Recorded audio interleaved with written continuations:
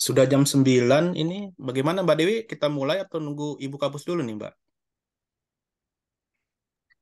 Ibu kampusnya tadi udah dikontak belum, Mas? Oh, kan bukannya dari itu ya, dari kalau kami kan Oh, cuma moderator aja ya. oke. Gimana, Mas Sorik perlu mau dibuka sama ibu kampus apa nggak perlu? Tergantung panitia sih Mbak. Kalau saya mah ikut aja. Gimana? Kalau udah jam segini dan nggak ada, lanjut aja sih. Nggak apa. Mulai aja juga nggak apa.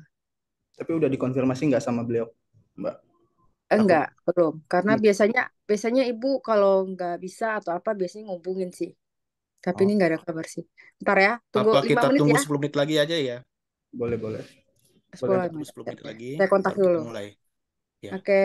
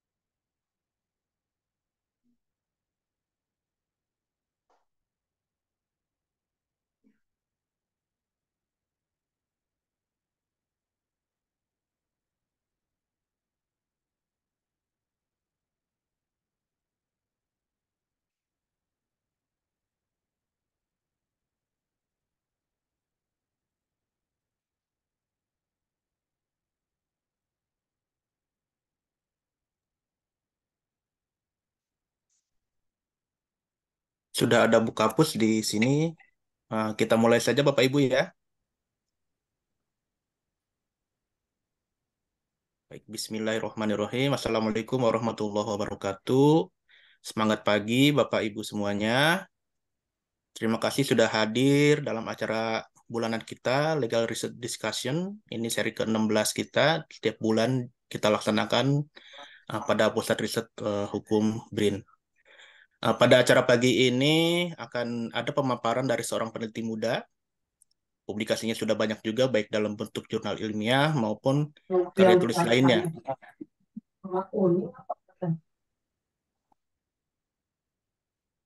Kita lanjut lagi.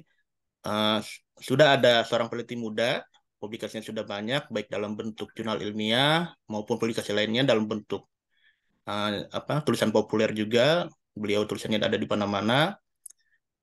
Mas Sultan Sorik ini akan memaparkan papernya yang berjudul Konstruksi Pengawasan APBN di Parlemen Indonesia, khususnya pada problematika dan bagaimana memperbaikinya. Sekilas saya sedikit melihat ya artikel ini ingin melihat bagaimana bentuk relasi kewenangan khususnya dalam pengawasan terhadap APBN di parlemen yang dilakukan oleh DPR dan DPD. Apakah sudah idealkah ataukah masih ada problem? Apa saja problemnya dan bagaimana solusinya? Artikel ini juga melihat bagaimana perbandingan dengan negara lainnya yang memiliki permasalahan yang serupa, khususnya pada negara yang punya sistem bikameral pada parlemennya. Namun sebelum Mas Sultan Sorik memaparkan, terlebih dahulu ada sambutan dari Ibu Kapus kita, Kepala Pusat Riset Hukum, Ibu Leli. Silakan Bu. Terima kasih Mas Adit. Maaf ya nggak buka kamera. Ya, saya pikir jam 9.30, nggak tahu jam 9. Em, ya, selamat pagi. Assalamualaikum warahmatullahi wabarakatuh. Selamat pagi, Bapak Ibu sekalian di Sivitas PR Hukum. Terima kasih Mas Sultan Sorik yang sudah bersedia untuk mengisi legal research discussion kita yang yang bulan Agustus ini. Mas Sorik ini baru lulus aja ya, baru lulus dari S2 UI. Selamat sekali lagi kepada Mas Sultan Sorik. Sudah bisa naik pangkat ya. Sudah ya, pokoknya sudah S2, sudah bisa bikin proposal untuk rumah program. Siap-siap aja bulan November ini nanti ada pembukaan rumah program yang baru. Saya berharap Mas Sorik bisa ini ya melid lah teman-teman yang ada di ya tentang parlemen, pemilu, karena kan tahun depan tuh tahun pemilu ya 2024. Jadi mungkin ini isunya akan seksi ya di 2024. Jadi diharapkan dari PR Hukum nanti ada kajian tentang tentang pemilu dari aspek hukumnya seperti apa. Karena kan kita sebetulnya punya banyak teman-teman yang mengkaji di bidang itu, seperti Pak Rahmat Riono, Pak siapa lagi ya, Pak Mauris, dan juga Mas Sorik sendiri. Nah, ini kayaknya hasil dari penelitian S2-nya, tesisnya ya. Betul. Eh, ya, jadi kita juga, maksudnya ini sebagai wadah untuk men-share sebetulnya S2-nya itu tentang apa dan seperti apa mungkin karena S2 di bukan by riset kan ya? By riset bukan bos. Oh, by Kebetulan research. Oh iya, by researchnya UI itu ya saya nggak tahu, kayaknya tebel banget soalnya itu publikasinya. Eh, tesis disertasi apa tesis sih, pokoknya tebel banget lah. Aku nggak tahu isinya apa. Eh, Silakan share maksudnya di legal discussion ini buat teman-teman yang lain, karena ada yang belum S2 juga ya. Jadi pengalaman bagaimana mengerjakan tesis by research S2, dan itu mungkin ya susah ya. Saya nggak tahu mungkin susah atau enggak. Em, Mungkin saya itu saja sambutan dari saya. Em, saya kembalikan lagi kepada Mas Aditya. Terima kasih. Ya, terima kasih Bu Kapus atas sambutannya. Untuk Daripada kita penasaran, daripada kita berpanjang lebar, kita saksikan saja pemaparan dari Mas Tansorik. Ya, silakan Mas. Baik, terima kasih banyak Mas Adit telah bersedia jadi moderator pada kesempatan kali ini. Pertama-tama saya ucapkan rasa hormat saya kepada Ibu Kapus selaku PR Hukum, Kapus PR Hukum, Ibu Dr. Lelin Nur Hidayah, kemudian Bapak Ibu senior Pusat Riset Hukum, kemudian rekan-rekan peneliti muda di PR Hukum yang saya hormati juga. Terima kasih banyak atas kehadirannya. Serta saya ucapkan terima kasih kepada teman-teman tim LRD karena tanpa mereka kegiatan ini tidak akan terlaksana. Saya izin share screen ya Mas Adit. Ya, silakan.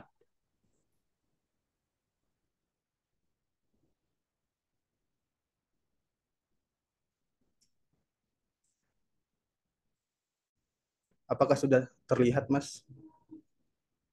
Masih proses. Nah, sekarang sudah. Bentar ya.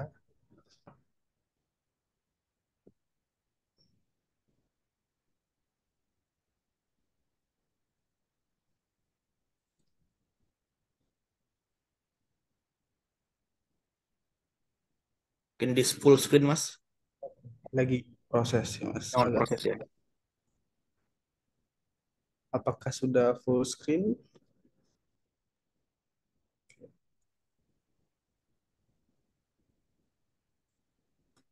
Gimana Mas? Apakah sudah full screen? Masih belum, Mas. Oh, alah. Di F5 aja coba. Ini ya Mac ya. Kebetulan sih Mas.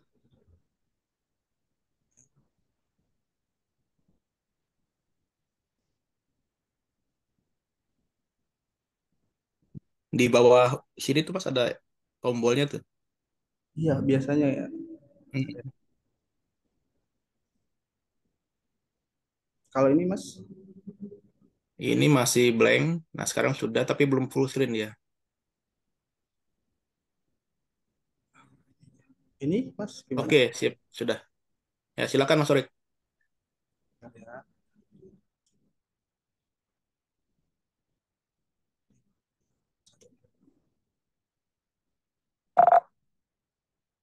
Baik. Eh, baik Mas Adit. Bapak Ibu sekalian, izinkan saya untuk mempresentasikan hasil sebenarnya bagian dari tesis saya bukan keseluruhannya yang berjudul tentang konstruksi pengawasan APBN di Parlemen Indonesia, problematika dan cara memperbaikinya.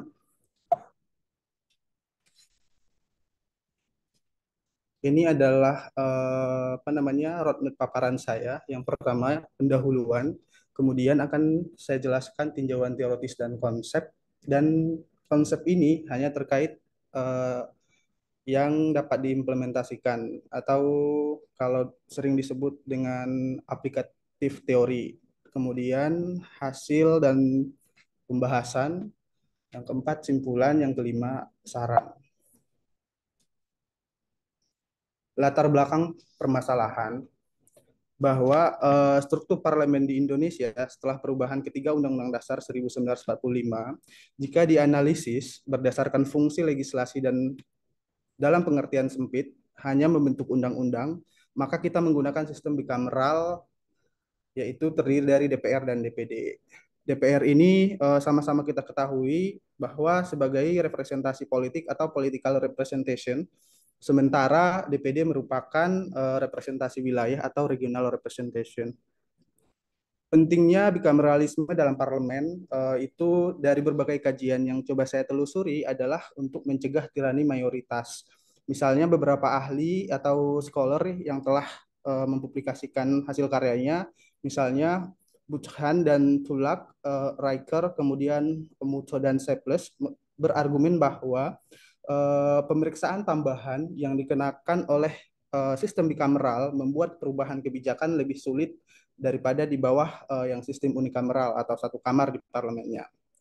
Nah, permasalahannya adalah ketika dilihat di Indonesia bahwa kamar kedua atau DPD yang dibentuk pada parlemen Indonesia pada saat pembentukan mengalami bias kepentingan elit partai dan anggota DPR sejak pembahasan ketiga di sidang MPR perubahan ketiga Undang-Undang Dasar tersebut.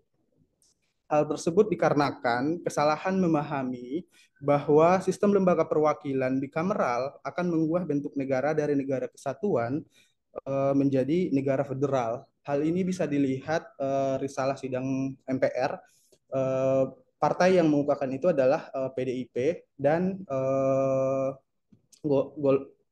utusan golongan, di mana waktu itu memang disebut dengan utusan golongan dari TNI.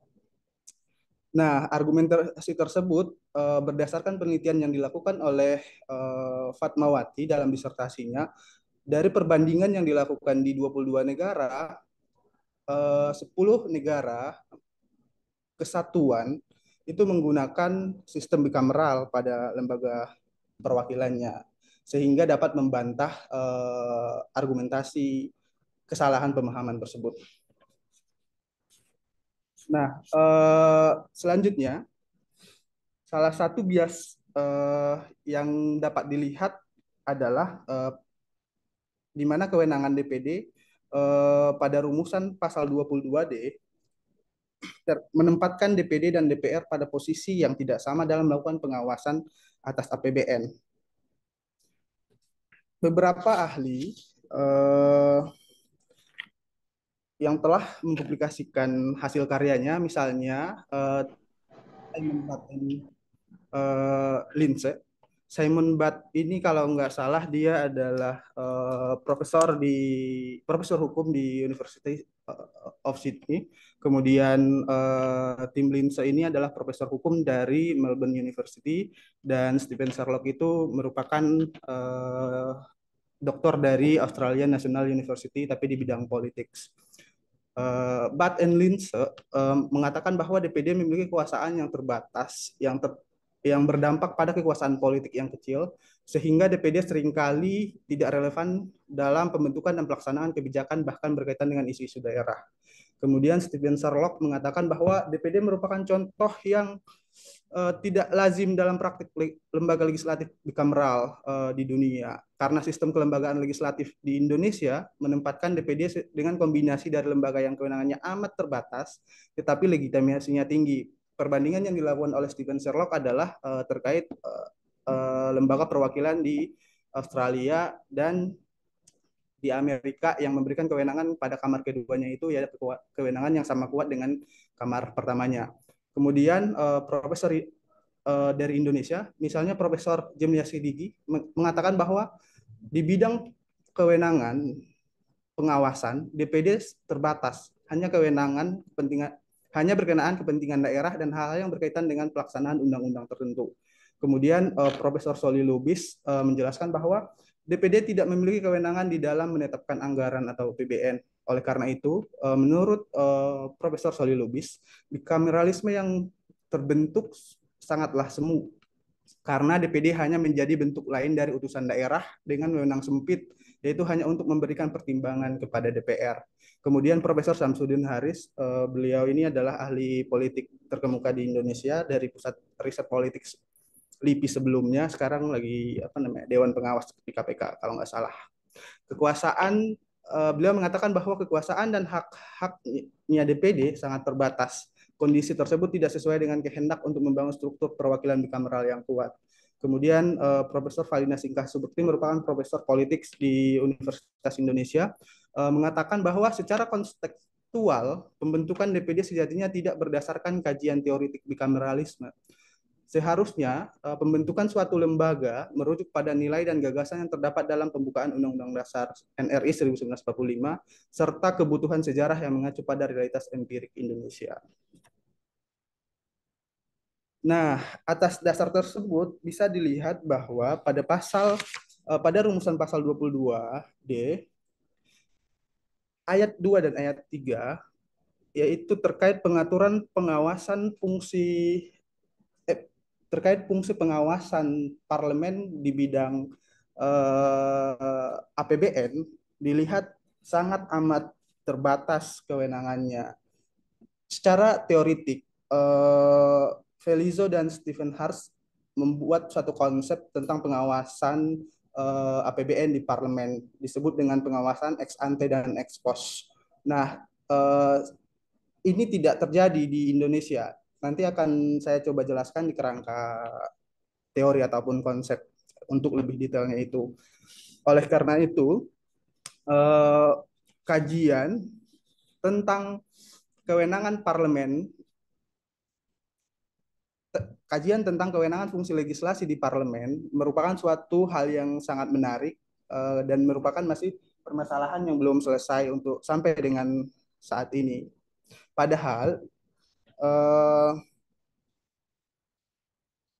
kamar kedua merupakan jawaban atas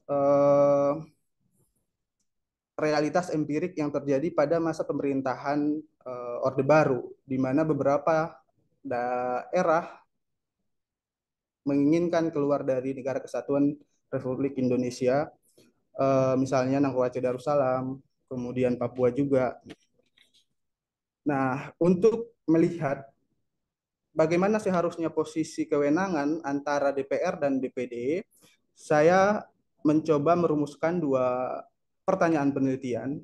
Yang pertama adalah bagaimana pengaturan fungsi pengawasan DPR dan DPD atas APBN menurut ketentuan hukum nasional di Indonesia. Kedua, bagaimana seharusnya relasi DPR dan DPD terkait pengawasan atas APBN di Indonesia.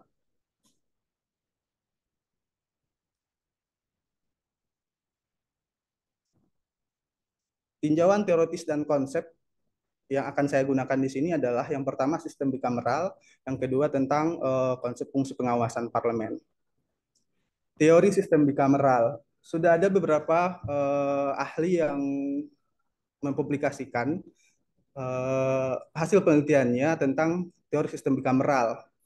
Akan tetapi karena untuk menganalisis kewenangan dalam hal pengawasan APBN di parlemen, saya menggunakan atau mengutip 3 ahli yang berkaitan dengan sistem bikameral ini dan berdasarkan argumentasinya mampu untuk menganalisis permasalahan yang ada di Indonesia. Yang pertama yaitu Aaron Liphart. Aaron Liphart mengatakan ada 3 indikator untuk menentukan kekuatan atau kelemahan bikameralisme. Yang pertama, kekuatan kewenangan konstitusional formal yang dipunyai kedua kamar. Yang kedua, cara seleksi anggota kedua kamar yang berhubungan dengan legitimasi demokrasi. Serta yang ketiga, kategori komposisi yang diwakili para anggota kamar di parlemen. Nah, berdasarkan 3 indikator tersebut, penelitian yang dilakukan oleh Liphart di 36 negara di dunia ini, maka dia mengkelompokkan 5 kategori bikameralisme di parlemen di dunia. Yang pertama, strong bikameralisme dengan memiliki kategori symmetrical dan incongruent chambers. Yang kedua, medium strength bicameralism memiliki kategori symmetrical dan incongruent chambers. Yang ketiga, medium strength bicameralism memiliki kategori asymmetrical dan incongruent chambers. Yang keempat, weak bicameralism memiliki kategori asimetris dan incongruent chambers. Yang kelima, between medium strength and weak bicameralism. Ini merupakan kelompokan yang agak unik. Yang nomor 5 yaitu berdasarkan studi yang dilakukan di berbagai negara. Yang kelima ini adalah parlemen Inggris karena dia merupakan warisan secara sejarah yang memiliki pertama kali parlemen di dunia. Kemudian Giovanni Sartori. Terdapat 2 perbedaan pada pengaturan mengenai sistem bikameral, yaitu variabel equal non-equal power. Yang kedua, variabel similarity differentiation. Indikator dalam menentukan equal non-equal power adalah tentang kewenangan yang dimiliki kamar kedua. Apakah hanya menunda atau delaying power, atau juga memiliki kewenangan menolak atau veto power. Untuk indikator similar bicameralism adalah jika sifat kedua kamar sama-sama untuk mewakili penduduk dan memiliki kesamaan dalam komposisi dengan cara pemilihan umum yang sama. Jika tidak demikian, maka dikategorikan sebagai differentiation bicameralism. Sehingga ada 3 kategori bikameral yang dikemukakan oleh Giovanni Sartori. Yang pertama, jika kewenangan sangat tidak setara maka merupakan weak asymmetric bicameralism. Yang kedua, jika hampir setara maka merupakan strong symmetric bicameralism. Jika kewenangan kedua kamar sama maka merupakan perfect bicameralism. Kemudian yang ketiga, George Sebelis dan Giannetti Moni mengungkapkan bahwa bicameral berfungsi untuk quality control. Dua aspek justifikasi dari sistem bicameral yang dikemukakannya adalah politik dan efisiensi. Justifikasi secara politik jika kedudukan antara kedua kamar setara, sementara justifikasi efisiensi jika wewenang setara, sehingga terjadi check and balance di antara kedua kamar tersebut. Sedangkan konsep fungsi pengawasan parlemen dikemukakan oleh Carl George Friedrichs. Parlemen memiliki dua fungsi. Yang pertama representative assemblies dan yang kedua deliberative assemblies. Fungsi parlemen sebagai deliberative assemblies dapat melakukan pengawasan terhadap fiskal dan administrasi pemerintahan. Dalam hal fiskal, persetujuan anggaran harus dilakukan oleh parlemen. Hal ini sesuai dengan adegium yang pertama kali terjadi di Amerika bahwa no taxation without representation. Jadi tidak akan ada pemasukan dan pengeluaran anggaran di satu negara tanpa adanya persetujuan dari representasi atau kalau sekarang disebut dengan parlemen. Prof. Jimli Asidiki mengungkapkan bahwa fungsi parlemen dibedakan menjadi tiga. Yang pertama fungsi legislasi, fungsi pengawasan, dan fungsi anggaran. Hal tersebut diatur dengan jelas dalam konstitusi dan undang-undang MD3 kita. Namun demikian sebenarnya secara teoritis Prof. Jimli juga dalam tulisannya menyebutkan bahwa secara global fungsi parlemen itu sebenarnya ada tiga, tetapi bukan termasuk fungsi anggaran, yaitu fungsi legislasi, fungsi pengawasan, fungsi perwakilan atau representasi. Argumentasinya adalah bahwa fungsi anggaran atau budgeting pada pokoknya selalu digunakan dalam bentuk undang-undang yang pelaksanaannya harus diawasi oleh parlemen. Kemudian Ricardo Felizo dan Rick Stephenhardt publikasinya merupakan teori atau konsep yang akan digunakan ketika kita mau menganalisis tentang fungsi kewenangan parlemen dalam mengawasi APBN. Ada dua yang dikemukakan dari segi waktu, yaitu ex ante dan ex post. Ex ante dilakukan pada saat formulasi kebijakan atau sebelum pemerintah menjalankannya. Contoh yang bisa dilakukan adalah dengan dengar pendapat di komite, kemudian sidang di paripurna, kemudian permintaan dokumen rancangan kebijakan. Secara ex post dilakukan setelah pemerintah selesai menjalankan sebuah kebijakan dengan fokus memeriksa apakah implementasinya sudah tepat. Hal ini bisa dilakukan dengan mengajukan pertanyaan, interpelasi, kemudian komite penyelidikan. Nah, metode penelitian yang saya gunakan adalah ya pastinya karena ini adalah ilmu sosial, yaitu penelitian kualitatif. Namun pendekatan penelitian digunakan adalah pendekatan studi perbandingan hukum dan pendekatan perundang-undangan. Negara-negara yang dipilih, sebelum saya menyebutkan negara-negara, argumentasinya adalah yaitu berdasarkan penelitian yang dilakukan oleh Fatmawati dengan melakukan perbandingan di 22 negara yang mengatakan bahwa penerapan sistem bicameral di suatu parlemen tidak berkaitan dengan bentuk negara, apakah dia akan jadi federal atau negara kesatuan. Namun demikian, untuk lebih detailnya, saya mengklasifikasikannya negara kesatuan dan negara federal agar analisisnya lebih mendalam. Nah, yang pertama, negara kesatuan. Saya memilih Spanyol, kedua Afrika Selatan, dan ketiga Kolombia. Ketiga negara tersebut dapat dibandingkan dengan Indonesia dengan justifikasi sama-sama negara kesatuan dengan sistem parlemen dua kamar dan kamar keduanya merupakan perwakilan daerah provinsi. Kemudian negara federal, Amerika Serikat, Australia, Jerman.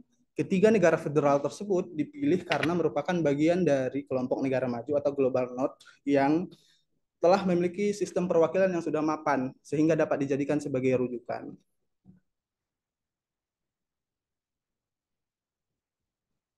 Nah, temuan permasalahan yang pertama adalah bahwa pengaturan tentang fungsi pengawasan APBN di Indonesia dapat dilihat dalam ketentuan pasal 22D ayat 2 dan ayat 3, pasal 23 ayat 2 dan ayat 3 Undang-Undang Dasar NRI 1945 serta pasal 249 Undang-Undang MD3. Untuk menentukan posisi bikameral yang diatur dalam Undang-Undang Dasar kita dan Undang-Undang MD3, maka saya menggunakan teori yang dikemukakan oleh Liphart. Yang pertama, kekuatan kedua kamar berdasarkan kewenangan formal yang diatur dalam Undang-Undang Dasar. Nah, bisa terlihat dari ketentuan-ketentuan yang ada di Undang-Undang Dasar, DPD hanya subordinat terhadap DPR terkait kewenangan pengawasan atas APBN. Kemudian metode pemilihan anggota kedua kamar yang berhubungan dengan legitimasi demokrasi. DPR dan DPD sama-sama dipilih pada pemilihan umum secara langsung. Hal ini bisa dilihat dari hasil suara, bahkan suara DPD itu jauh lebih banyak dibanding suara dari anggota DPR kalau dilihat dari urutan nomor 1, nomor 2, dan nomor 3. Misalnya nomor 1 suara anggota DPR Puan Maharani sekitar 400 ribuan suara, sedangkan anggota DPD Oni Suwarman suaranya 4 juta. Nah, meskipun demikian, pasti akan ada perdebatan. Kan pemilihannya beda, sistem pemilihannya ada proporsional. Kalau suara DPD itu kan dari distrik gitu. Nah, itu hanya untuk melihat suara legitimasi demokrasinya saja sebenarnya. Nah, ketiga, komposisi anggota kamar kedua dapat dipilih dengan metode yang berbeda atau dirancang sedemikian rupa untuk mewakili minoritas tertentu. Berdasarkan ketentuan pasal 19 dan pasal 22C Undang-Undang Dasar, komposisi anggota DPD dipilih dengan metode yang sama melalui pemilu, sehingga komposisinya sama, hanya saja jumlah anggota DPR dan DPD yang berbeda, yaitu anggota DPD tidak boleh lebih dari 1/3 jumlah dari DPR.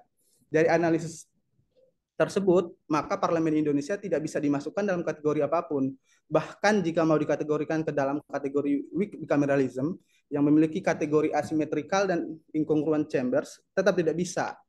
Wewenang DPD sangat lemah karena hanya memberikan pertimbangan atas rancangan undang-undang APBN dan hasil pengawasan sebagai bahan untuk ditindaklanjuti DPR. Akan tetapi legitimasinya kuat karena dipilih langsung oleh rakyat pada pemilihan umum.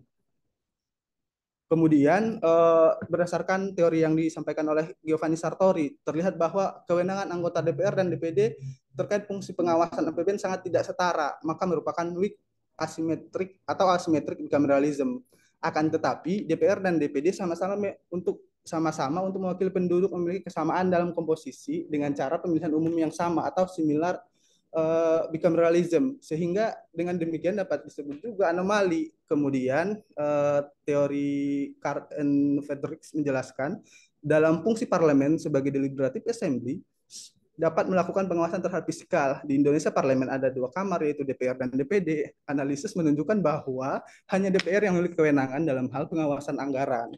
Kemudian Sebeles dan Moni, bicameral memiliki justifikasi secara politik jika kedudukan setara, sementara justifikasi efisiensi jika wewenang setara, sehingga terjadi check and balances. Tidak mungkin juga terjadi dengan ketentuan yang ada di Undang-Undang Dasar dan Undang-Undang MD3 tersebut.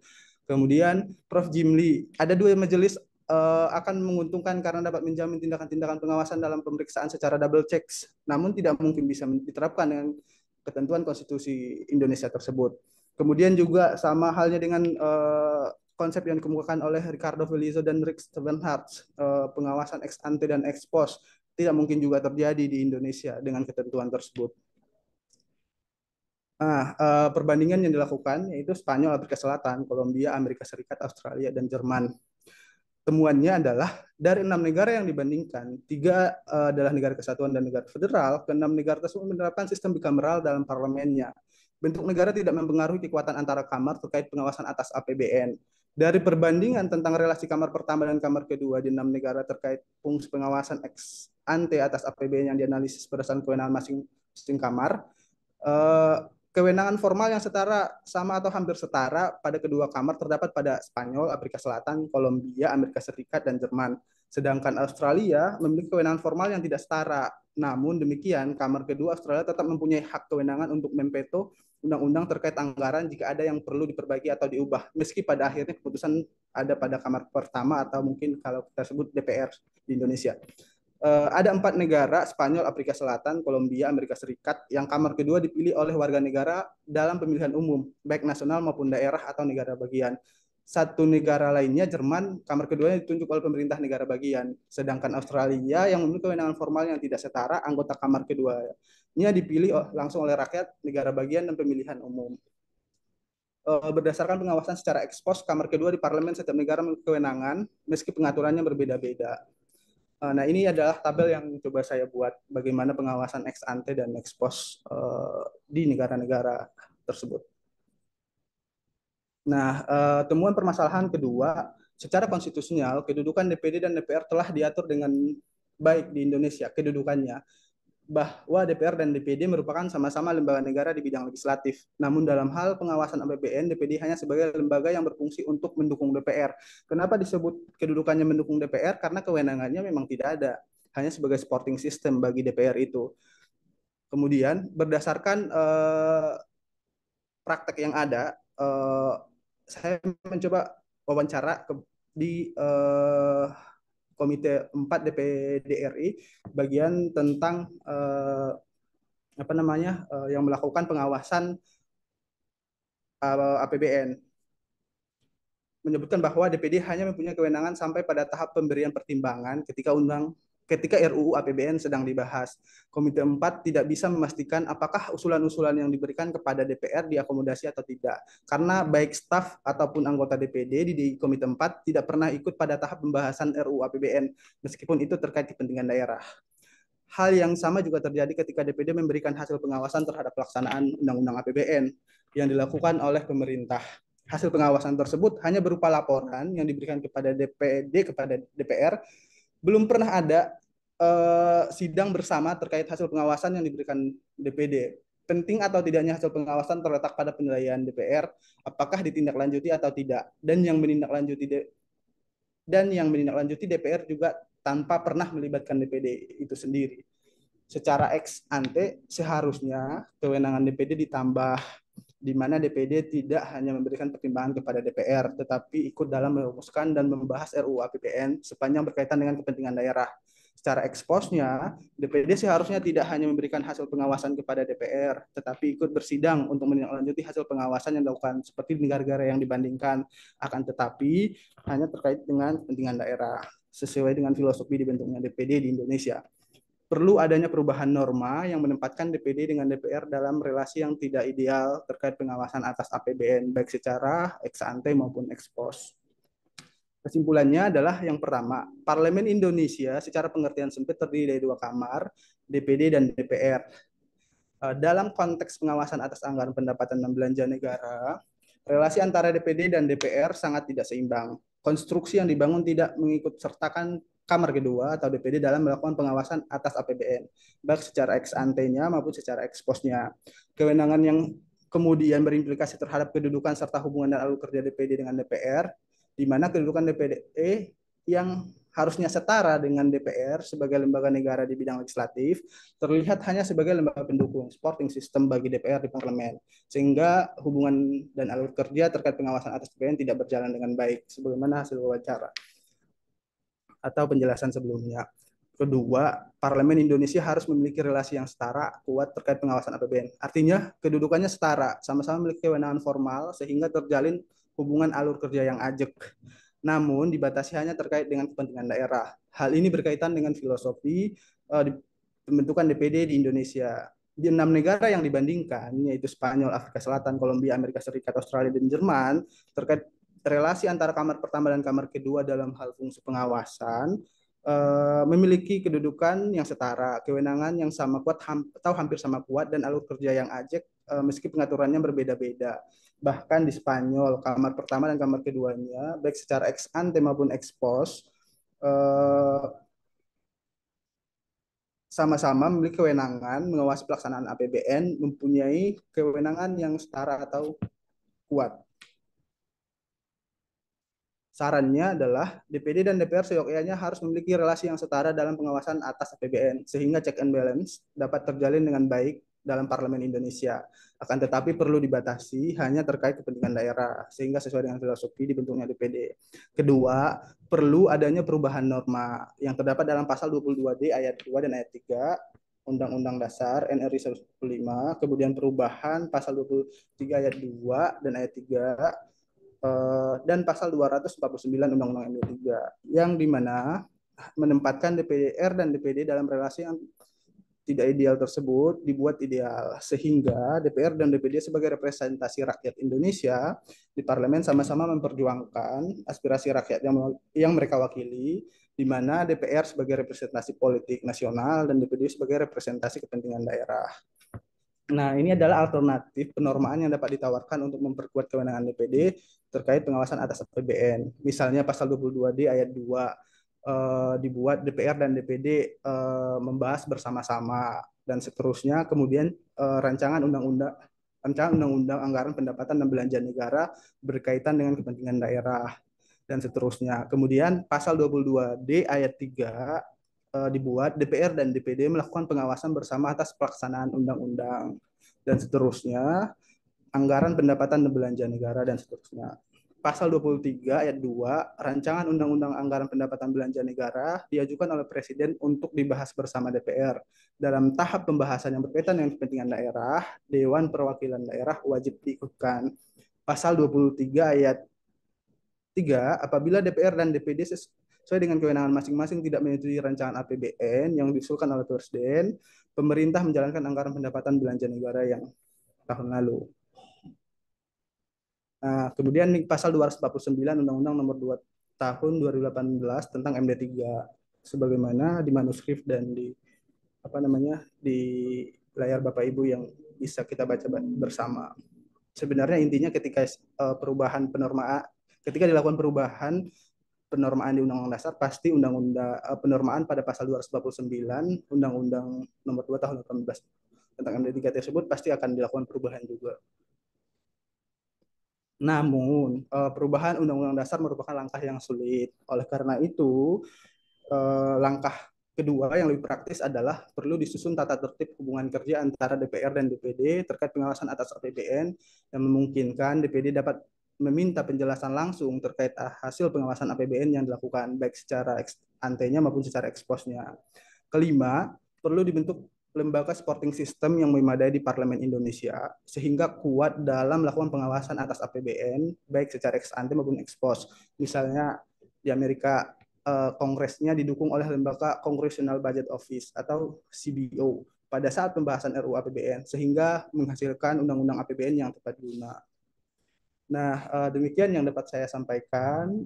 Mohon maaf atas kesalahan-kesalahan. Mungkin ada yang kurang tepat menurut Bapak Ibu. Nah, karena ini adalah manuskrip yang masih sangat amat perlu dikembangkan dari berbagai mungkin perspektifnya, bukan hanya HTN, bisa dari politik, bisa dari ekonomi, atau dari ilmu-ilmu lain, masukan dan saran yang membangun saya sangat harapkan. Saya kembalikan kepada moderator. Terima kasih banyak. Baik, terima kasih banyak Mas Sultan Sorik sudah memaparkan secara komprehensif, detail sekali, secara konsep pun luar biasa ini. Namun ada beberapa catatan, ini catatan dari moderator, tapi ini bukan dalam rangka untuk mengkritis, tapi ini hanya uraian catatan saja, bahwa yang disampaikan Mas Sultan Sorik ternyata di DPD ini ada bias kepentingan ya oleh partai elit partai, sehingga DPD ini sebagai supporting system saja dan terdapat kewenangan yang tidak berimbang antara DPR dan DPD. Sehingga ini menurut beberapa pakar ini tidak lazim dalam lembaga legislatif bikameral di dunia. Lalu indikator kekuatan dan kelemahan bikameral juga ini bisa dilihat kita dari kekuatan kewenangannya seperti apa, calon seleksinya bagaimana, dan kategori komposisi atau sifat wewenangnya setara atau tidak, sehingga terjadilah check and balances. Lalu pada fungsi parlemen juga di sana ada 3 fungsi, ada fungsi legislasi, pengawasan, dan anggaran. Namun secara umum fungsi itu ada fungsi perwakilan juga di sana. Lalu Mas Sultan Sorik juga di sana membandingkan ya ke 6 negara, ada dari negara kesatuan, 3 negara kesatuan yaitu Spanyol, Afrika Selatan, dan Kolombia, sedangkan di federalnya ada Amerika, Australia, dan Jerman. DPD ini hanya sebagai subordinat terhadap DPR terkait kewenangan pengawasan atas APBN, sehingga Parlemen Indonesia tidak bisa memasukkan uh, sehingga parlemen di Indonesia tidak bisa dimasukkan dalam kategori apapun yang tadi disampaikan oleh Mas Sorik. Hanya saja DPR ini yang memiliki kewenangan dalam hal pengawasan anggaran. Jadi hanya DPR saja yang memiliki pengawasan untuk pengawasan anggaran khususnya untuk APBN. Sehingga double check anggaran tidak memungkinkan karena berdasarkan konstitusi juga tidak ada kewenangan untuk itu. Sehingga pengawasan anggaran khusus hanya di DPR saja. Mungkin itu dari saya. Namun masih ada waktu sampai pukul 9.30 kita buka diskusi, kita buka dua termin, satu terminnya masing-masing 3 penanya. Di sini sudah ada Mbak Dewi ya, Mbak Dewi silakan untuk disampaikan pertanyaannya. Baik, terima kasih Mas. Eh, Selamat sore, sudah mempresentasikan hasil tesisnya. Bagus sekali ini. Saya waktu sebelum em, sebelum LRT juga sempat dijelaskan, wah luar biasa ini tesisnya luar biasa. Karena perbandingannya banyak ya dengan enam negara dengan perbedaan eh, terkait dengan kesatuan ataupun federal, negara federal. Sebenarnya pertanyaan saya sangat sederhana, sangat simpel terkait dengan saat wawancara dengan DPD ketika mempertanyakan terkait kewenangan maupun uh, hasil dari proses pengawasan mereka kemudian hanya disampaikan kepada DPR dan kemudian itu kebanyakan tidak digunakan ya hasil pengawasannya itu ya. Apalagi uh, apalagi hasil pengawasan itu adalah hasil dari bagaimana mereka melihat situasi dan kondisi di daerah mereka masing-masing seperti itu. Nah, pertanyaan saya sangat sederhana. Ini kembali ke DPD-nya. Ketika ketika wawancara DPD, apakah ada pertanyaan terkait apakah satu mereka sadar dengan pembatasan kewenangan mereka ini dan apakah mereka secara sadar tahu bahwa uh, ternyata mohon maaf nih bahasanya kayak kerjaan saya sia-sia ya, percuma nih saya kerja gitu. Percuma saya kerja ngapain, ngasih laporan juga nggak dipakai kayak gitu. Atau jangan-jangan mereka senang-senang aja dengan pekerjaan seperti ini, bahwasanya kerja nggak kerja juga nggak dipakai, ngapain? Yang penting kan dibayar seperti itu. Itu apakah ada perasaan seperti itu atau ada persepsi seperti itu ketika ketika wawancara dengan DPD? Itu saja sih. Terima kasih. Oke, makasih banyak Mbak Dewi. Mungkin dari Bapak Ibu mau bertanya atau memberi paket masukan. Ada 2 penanya lagi dalam termin satu ini. Silakan Bapak Ibu, masih dibuka lebar.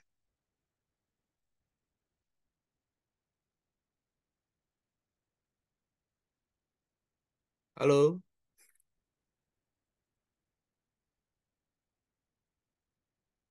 baik. Kalau misalnya belum ada, disimpan dulu pertanyaannya. Silakan jawab dulu pertanyaan Mbak Dewi, Mas Sorik. Silakan. Baik. Eh, Terima kasih banyak pertanyaannya Mbak Dewi. Sebenarnya ada pertanyaan itu, tapi bukan bagian dari apa namanya dari hal yang harus saya tuliskan di tesis waktu itu. Eh, Sebenarnya semua anggota DPD sejak mereka dibentuk pada tahun 2014 secara apa nih ya? eh, Ya, awal pertama kan itu 2004 ya. 2004 itu udah mulai dilakukan penguatan-penguatan terhadap kewenangan DPD. Bahkan kalau kita lihat perkembangannya sampai sekarang sudah ada 2 pengajuan judicial review terkait kewenangan DPD itu termasuk di bidang anggarannya, di bidang pengawasan APBN-nya yaitu uh, putusan Mahkamah Konstitusi nomor 79 2014, kemudian putusan Mahkamah Konstitusi nomor 92 tahun 2012. Hal ini saya sampaikan di tesis saya, tapi karena ini adalah paper, tidak semua bisa saya masukkan kan, keterbatasan halaman dan kata biasanya kalau di dia apa di paper gitu untuk dimasukin ke jurnal.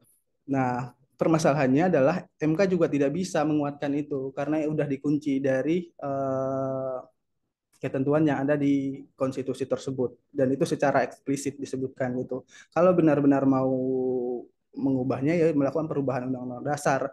Tapi sebenarnya kalau saran dari apa namanya pembimbing saya waktu itu ya memang pada akhirnya yang namanya penelitian hukum tata negara ya pasti akan melakukan ketika ada permasalahan di konstitusi ya melakukan perubahan konstitusi. Tetapi coba buat saran yang lebih praktis. Itulah kenapa saya menyebutkan bahwa dibuat saja begitu. Kalau begitu ya harus ada apa namanya kesamaan pemikiran antara DPR dan DPD untuk melakukan pengawasan yang terkait APBN yang setara tetapi dibatasi terkait kepentingan daerah sehingga hasil pengawasannya lebih lebih komprehensif dan mewakili semua apa namanya rakyat sesuai dengan fungsi dari DPR dan DPD itu sendiri gitu sih kira-kira Mbak. Terima kasih banyak, saya kembalikan kepada moderator. Terkait itu sebenarnya selintingannya juga ada sih kayak Prof Jimli kan sekarang lagi ada di Komite 4 juga. Beliau bilang kalau memang tidak mau dikuatkan DPD ya dibubarkan saja gitu. Tapi sebenarnya beliau bilang begitu bukan untuk dibubarkan, tetapi pengen diperkuat DPD ini karena anggarannya banyak tapi kewenangannya tidak ada gitu. Kira-kira sih hasil pengawasannya ya sama seperti yang saya sebutkan, tidak ada tindak lanjutnya dari DPR itu dan tidak ada mekanisme untuk mereka saling apa cross check atau check and balancesnya tidak terjadi antara DPR dan DPD terkait pengawasan ini. Gitu sih kira-kira Mbak. Terima kasih. Saya kembalikan kepada Mas moderator, Mas Adit. Ya, terima kasih banyak Mas Sorik atas jawabannya. Mungkin Bapak Ibu sekalian, apabila mau bertanya langsung silakan raise hand atau bertanya langsung. Apabila sungkan bertanya langsung silakan melalui chat di Zoom. Silakan masih dibuka, masih banyak waktu untuk diskusi. Silakan.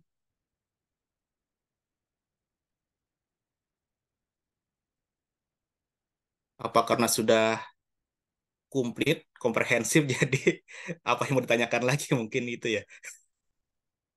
Masih terbuka Bapak Ibu, silakan. Ya, ini ada Bang Mauris. Silakan Bang Mauris. Baik, terima kasih Mas Baton. Selamat pagi, Sultan Sori. Selamat ya Sultan. Halo. Ya, terima kasih Bang. Silahkan. Ya, ini menarik ini. Ya, kalau menurut pandangan Sultan Sorik ketika sudah dilakukan penelitian ini, eh, Indonesia ini menganut paham bikameral atau trikameral gitu ya. Ya kan yang pertama, apakah trikameral atau bikameral atau semi dia gitu ya. Ya karena kita tahu tadi kan ini kan menarik ini bagaimana peranan kewenangan DPD ini seakan-akan tidak ada, hanya sekedar aja, sekedar namanya ada bagian perwakilan daerah di pusat dalam pengawasan APBN itu ya. Bahkan pengawasannya itu tuh artinya tidak ada gunanya juga.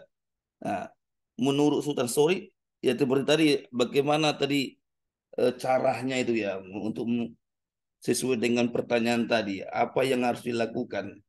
Kalau yang tadi kan merubah konstitusi kan agak payah sekarang ini kan merubah konstitusi amandemen keempat kembali ke 45 nggak agak susah gitu. Artinya ada nggak kira-kira gitu setelah diteliti itu hal yang bisa mengembalikan DPD ini supaya benar-benar ini kan kita kan agak bingung ini Indonesia ini trikameral atau bikameral bahkan MPR itu kita nggak tahu MPR itu yang mana MPR ini sekarang kewenangannya ya kan.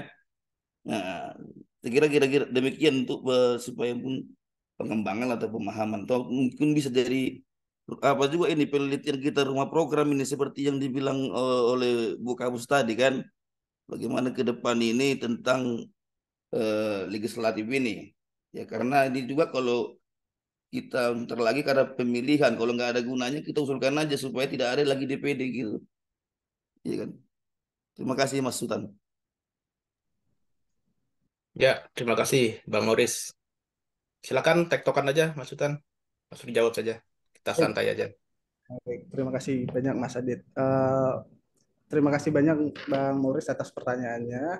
Eh, di awal memang saya sudah mencoba menjustifikasi bahwa penelitian yang saya lakukan itu adalah terkait dengan fungsi legislasi dalam artian sempit yang sehingga menempatkan secara teoritik adalah kita bicameral. Tapi kalau berdasarkan penelitian yang dilakukan oleh Fatmawati dalam disertasinya yang telah melakukan perbandingan dengan 22 negara, eh, lebih detail lagi karena memang penelitiannya itu terkait struktur parlemen Indonesia dengan melakukan perbandingan di berbagai negara, mengatakan bahwa kalau dianalisis berdasarkan fungsi legislasi yang luas dalam artian ikut dalam terkait apa namanya kewenangan membuat atau merubah undang-undang dasar, maka kita secara struktur sesuai dengan yang disampaikan Prof. Jimli dan Bu Fatmawati, kita adalah apa namanya trikameral. Kita punya eh, tiga lembaga di Parlemen Indonesia, yaitu MPR sebagaimana disebutkan oleh Bang Morris, MPR, DPR, dan DPD. Nah, karena justifikasi saya hanya terkait fungsi apa namanya legislasi dalam arti sempit, maka hanya DPR dan DPD itu sendiri gitu dalam penelitian saya ini gitu sih kira-kira terkait apa penguatan DPD sebenarnya sudah banyak dilakukan baik oleh apa namanya baik oleh anggota DPD itu sendiri maupun para akademisi-akademisi baik Indonesia ini seperti yang tadi saya sebutkan apa namanya kajian-kajiannya selalu menyarankan misalnya tim Lin Simon Budd, kemudian tim Lins, kemudian apa Stephen Sherlock, kemudian apa namanya yang baru publis juga yang dipublis oleh World Bank baru di saya lupa nama ahlinya.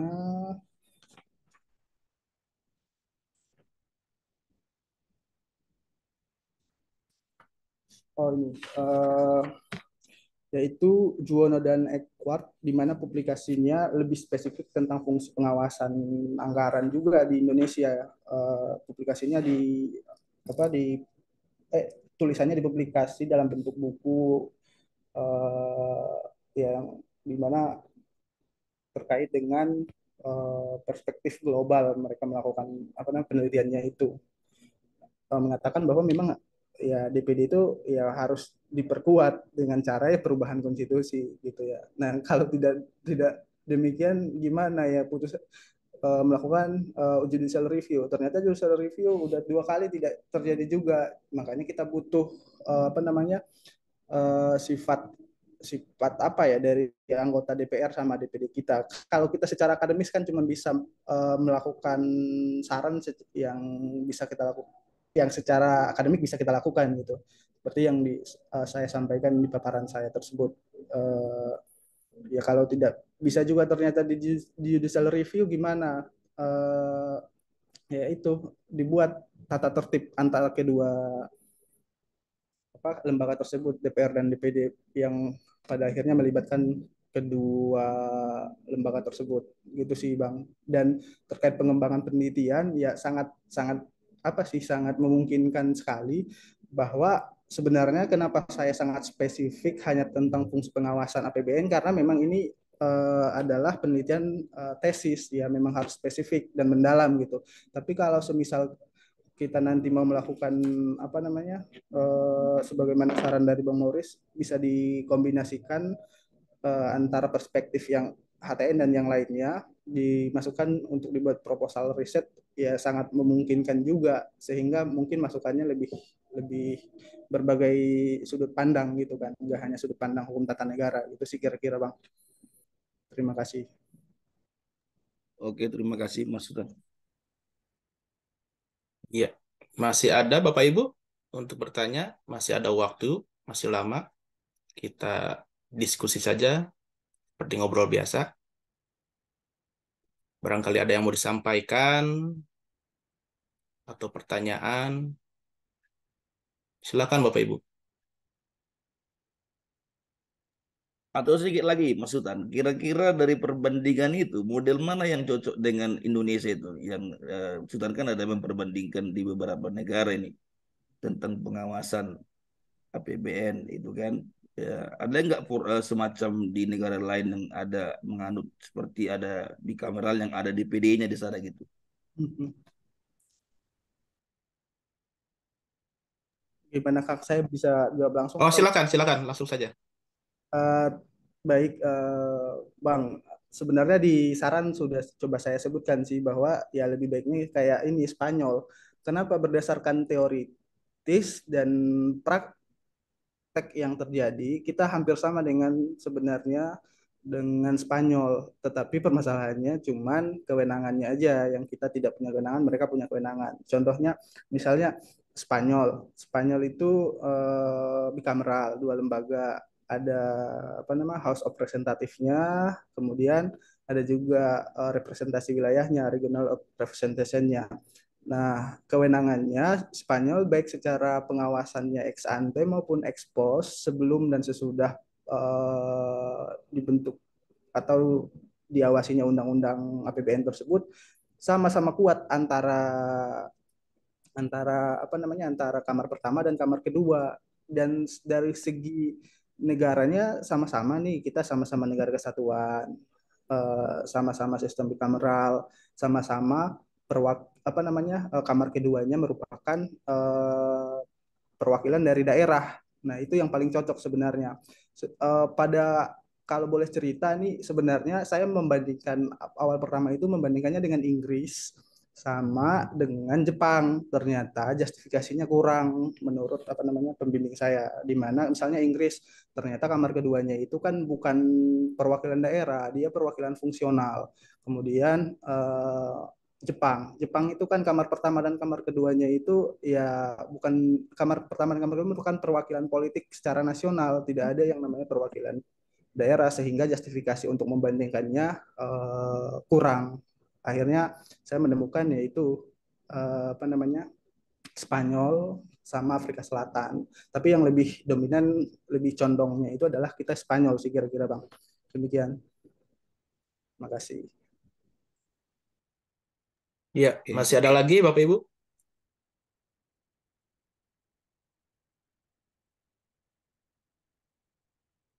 Halo. Masih ada waktu, masih panjang waktunya sampai setengah 11. Apabila dimungkinkan ya sampai setengah 11.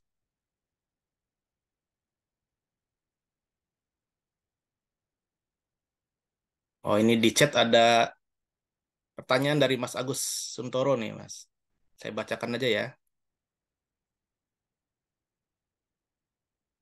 Dalam bayangan Pak Sultan Sorik, apakah mekanisme pengawasan ini tidak menimbulkan panjangnya birokrasi dan prinsip double checks inefisien dalam ketenagaan kita? Sebab pada kementerian sudah punya mitra kerja sendiri di DPR dan hampir seluruh hajat atau anggaran juga dialokasikan untuk pembangunan daerah. Apakah ide pelibatan pengawasan bersama sekedar dokumen, pengawasan langsung atau bahkan sampai persetujuan atau tidak disetujui anggaran tersebut? Terima kasih. Mungkin itu pertanyaan dari Mas Agus Suntoro. Silakan, Mas. Siap. Terima kasih banyak Mas Agus. Ini apa namanya ya? Sangat luar biasa sih pertanyaannya ini. Eh, ini saya coba dalami ya satu-satu pertanyaannya.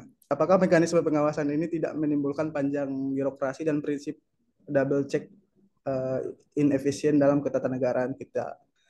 Eh, bahkan sebenarnya secara secara apa namanya saya bisa cuman bilang secara teori ya harusnya double check itu yang memungkinkan pengawasannya lebih lebih apa sesuai dengan justifikasi yang dilakukan oleh eh, Sables iya aman itu, bahwa ketika kewenangannya setara malah harusnya dengan adanya double check itu malah akan lebih tepat guna apa namanya anggaran kita itu, dan secara ekonomi analisisnya juga menyebutkan efisien juga di hasil penelitiannya itu. Tapi mungkin permasalahannya adalah eh, keadaan, saya kurang mampu juga sih, belum ada hasil penelitiannya gimana kemampuan senator-senator kita di senator maupun para para apa namanya wakil kita di baik di DPR maupun di DPD itu gitu. Nah, oleh karena itu harusnya tidak hanya secara teoritik tidak hanya DPR yang harusnya terlibat dalam hal pengawasan APBN tersebut, tetapi DPD juga, sehingga tetapi eh, kan cross checknya itu seperti yang disampaikan oleh apa teorinya Ricardo Felizo dan Stephen Hartz, bisa bersidang dalam apa dalam satu satu sidang, atau bisa di misalnya apa ya di kalau di teorinya mungkin bisa di ketika ada hasil pengawasan baik secara ex ante maupun ex post, ya lakukan aja persidangan biar lebih efektif dan efisien, sehingga ada apa dananya itu ya dua kali cek dari kedua lembaga legislatif tersebut. Kemudian apa lagi ya? Nah, karena anehnya lagi adalah harusnya kan sesuai dengan ide awal pembentukannya DPD, ya kepentingan daerah itu yang harusnya melakukan pengawasannya adalah DPD itu sendiri, bukan dari DPR gitu sih kira-kira Mas.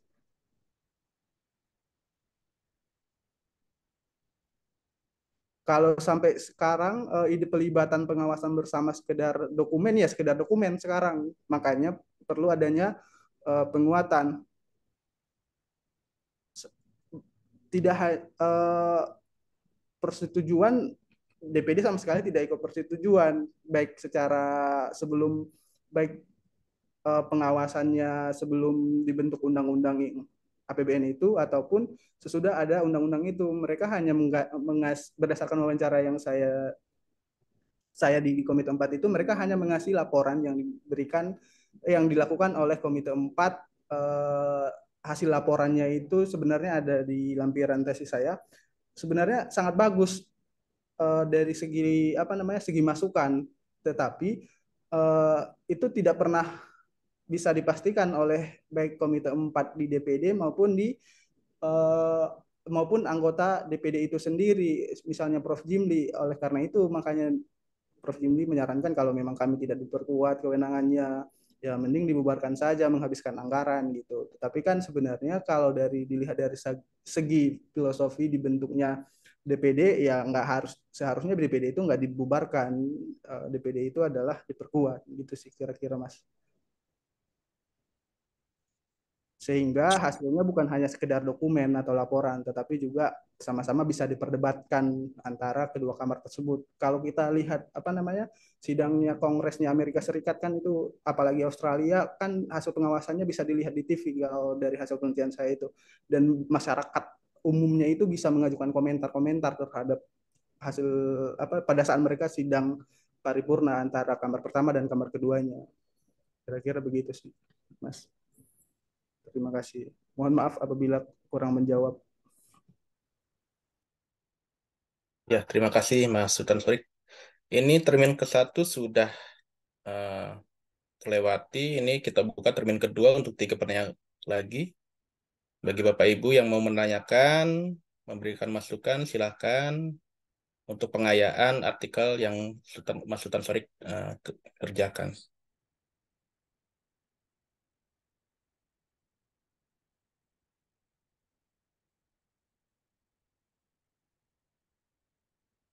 Bagaimana Bapak Ibu?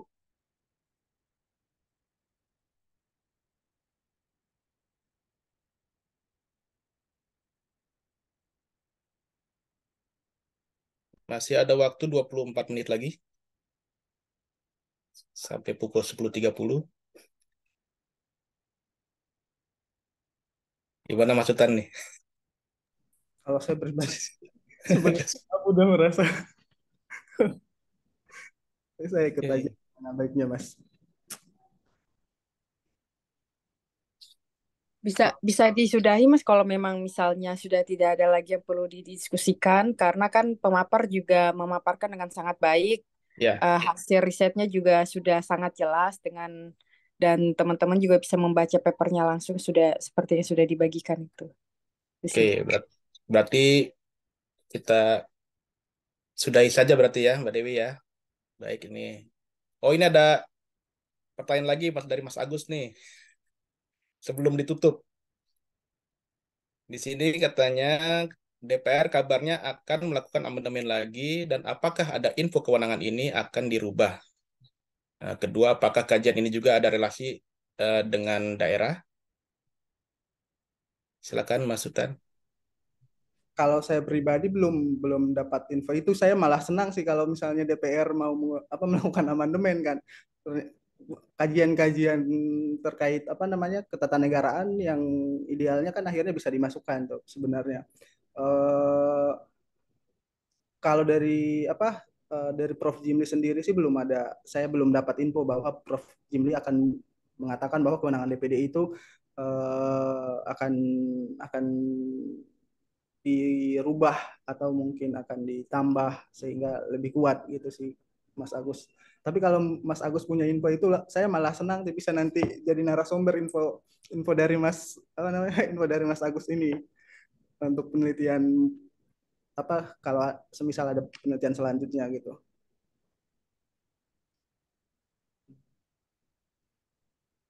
Kedua, apakah kajian ini juga ada relasi dengan daerah? Nah, ini Mas, betul banget ini pertanyaannya sebenarnya. Itu yang kalau saat ini belum ada kaitannya dengan daerah. Padahal kan sebenarnya bisa secara apa namanya? Secara secara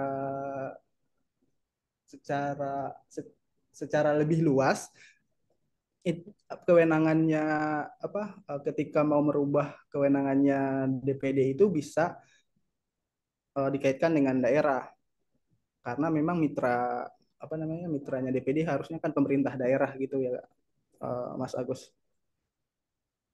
Mungkin bisa nanti dibuat penelitian lebih lanjutnya bagaimana kaitannya dengan daerah karena beberapa apa senator di Komite 4 kayak misalnya yang dari Sulawesi Utara pernah saya mengikuti apa namanya FGD dengan beliau mengatakan harusnya dana transfer daerah itu diberikan kewenangannya kepada DPD karena kan itu kaitannya dengan DPD daerah gitu. Ternyata kan ketika didengar dari apa namanya komisi 2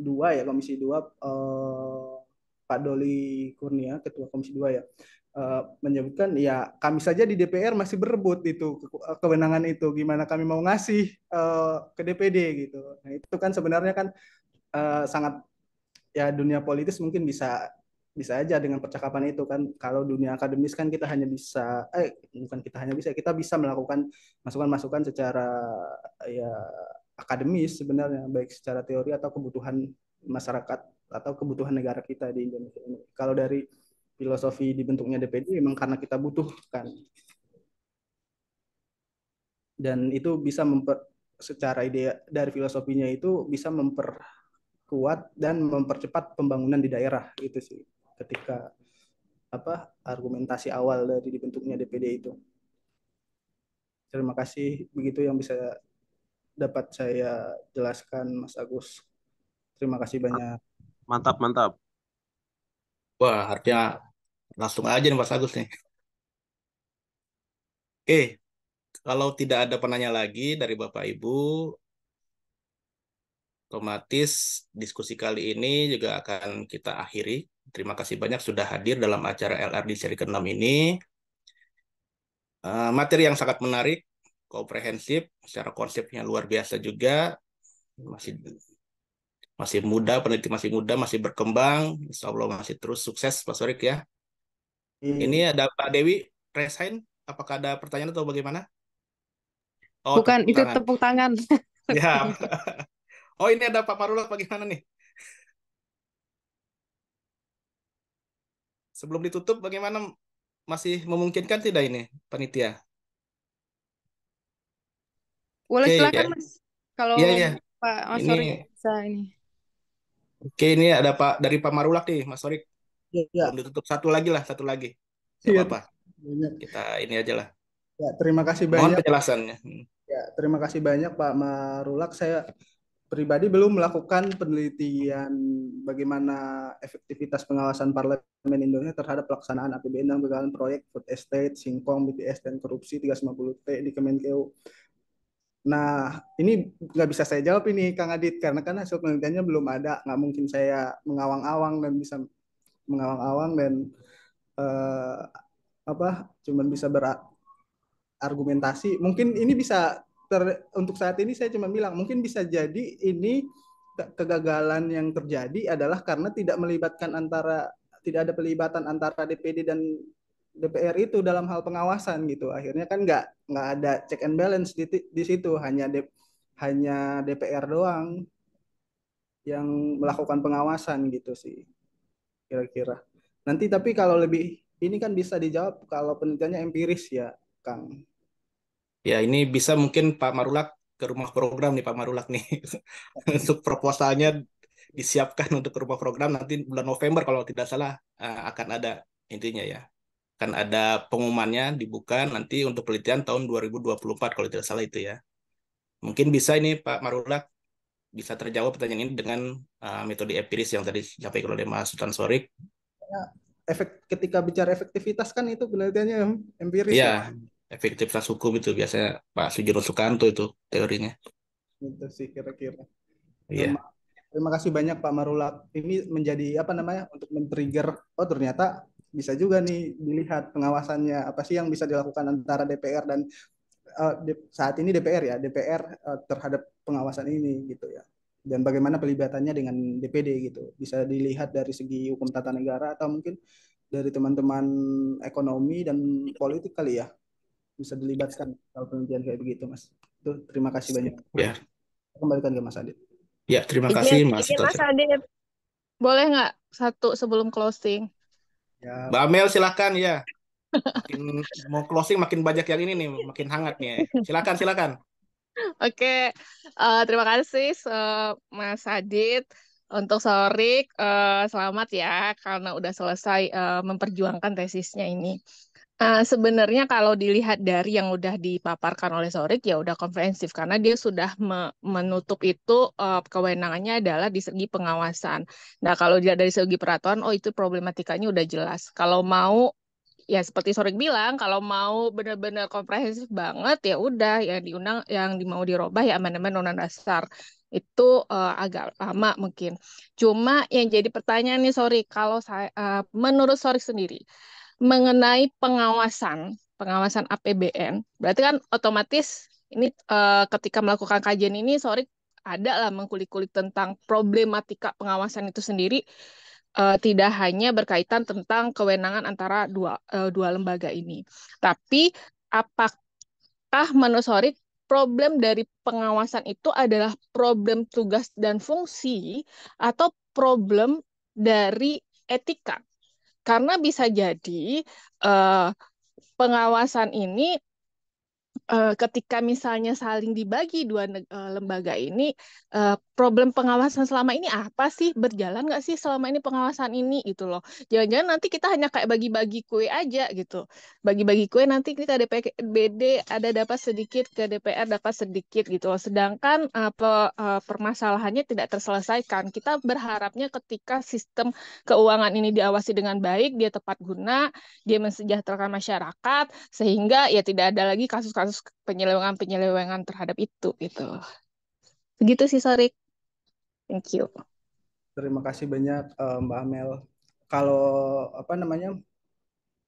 Sebenarnya kalau dari apa namanya dari segi saya tidak bisa menjawab ya apakah pengawasan PPN mungkin karena etikanya bukan karena tugas dan fungsinya gitu. Kalau kalau dilihat mungkin perlu penelitian lebih lanjut, tapi kan bisa kita lihat bahwa ternyata anggota DPR itu banyak yang ketangkap KPK juga, mungkin bisa disebut itu kan. Salah satunya permasalahan etikanya gitu. Tapi kalau dari segi tata negara dan apa namanya ya sebagaimana tadi saya sampaikan sih, bahwa ya secara hukum tata negara harusnya DPD dan DPR itu setara dalam hal fungsi pengawasan APBN, karena setiap negara punya keunikan masing-masing. Indonesia keunikan apa namanya, filosofi, maka dilihat dari segi filosofi pembentukannya ya, karena kepentingan daerah, jadi pengawasan APBN itu hanya yang berkait, DPD ikut melakukan pengawasan terkait APBN itu hanya yang berkaitan dengan daerah gitu. Kalau masalah yang kayak begitu kayaknya perlu lebih banyak wawancara dan penelitiannya mix, apa, bukan hanya penelitian hukum ya, tapi bisa sosial legal kali ya. Kalau di hukum, atau mungkin kalau di polit di ilmu sosial ya empiris, melakukan wawancara mendalam, FGD yang lebih banyak dengan apa namanya, anggota DPR, anggota DPD, kemudian juga para ahli baik di bidang hukum tata negara atau mungkin politik yang mengkaji terkait parlemen atau lembaga legislatif. Gitu sih kira-kira yang bisa saya jawab, Mbak. Nah, oleh karena itu pertanyaan Mbak Amel ini mendorong saya untuk semangat untuk sesuai dengan apa namanya, arahan dari Bukapus, mengajukan rumah program gitu sih kira-kira. Terima kasih banyak Mbak Amel atas pertanyaannya yang sangat baik. Saya kembalikan. Baik, ya, terima kasih Mas Sorik. Barangkali masih ada Bapak Ibu yang penasaran sebelum saya tutup. Ini semakin hangat, semakin ke sini semakin hangat diskusinya. Silakan Bapak Ibu, sebelum saya tutup.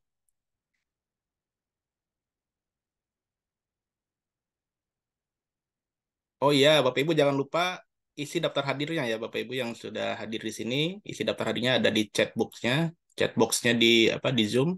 Silakan diisi daftar hadirnya. Apakah masih ada yang masih penasaran?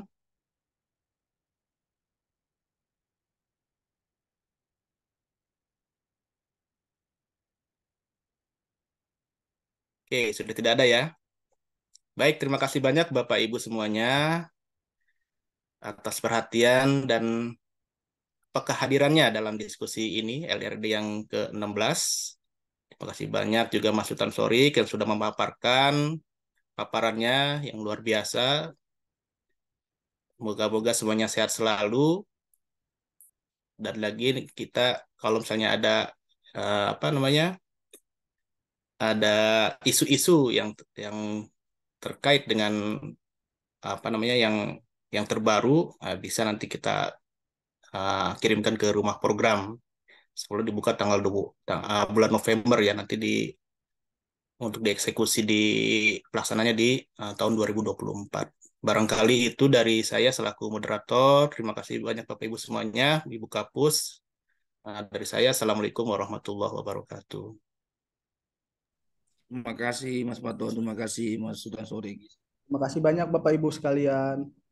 Ada teman saya juga nih dari UI, Mas Anang. Terima kasih banyak.